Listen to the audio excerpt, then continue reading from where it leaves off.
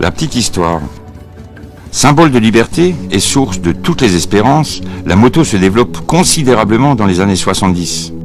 Trop vite et trop fort aux yeux des pouvoirs publics et des technocrates de tout poil qui trouvent avec le motard un bouc émissaire d'autant plus fragile qu'il est minoritaire. Il sera marginalisé sans discernement et servira de souffre-douleur à une société en crise avec sa jeunesse.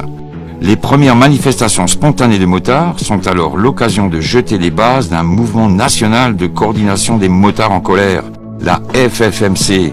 Une lutte d'envergure s'engage dès lors pour défendre la liberté de circuler à moto et la solidarité. Réforme du permis de conduire, vignettes, tarifs d'assurance, etc.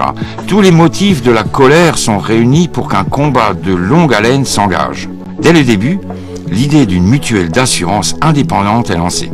La souscription pour réunir les fonds débute en 1981 et mobilisera tous les motards de la FFMC jusqu'au bol d'or en 1983, date où les premiers contrats sont souscrits. Simultanément, le numéro 1 du Pavé dans la Mare est diffusé. Ce magazine sera distribué gratuitement pendant un an à tous les fondateurs de la mutuelle des motards.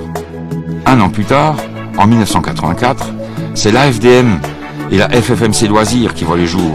Puis, en 1987, c'est au tour de la commission Stop-Vol d'être créée.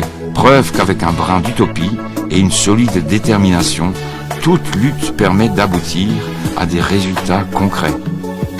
Et la dernière structure issue du mouvement FFMC s'appelle la commission juridique qui est née en 1997. Voici une liste non exhaustive des résultats obtenus suite aux actions menées par la FFMC. La diminution de 40% des tarifs de péage autoroutier appliqués aux motos. La baisse des tarifs d'assurance consécutive à la naissance de la mutuelle des motards. La mise en place des Monsieur Moto dans chaque département. Le doublement des rails de sécurité, encore un peu trop timide. La création de la Fédération européenne des motards. Une force de concertation qui est aussi une force de proposition. La FFMC se prononce contre le racisme et tout ce qui tendrait à instaurer des discriminations, que ce soit l'origine ethnique, le niveau social, les choix politiques ou religieux, l'âge, le sexe, les préférences sexuelles, etc.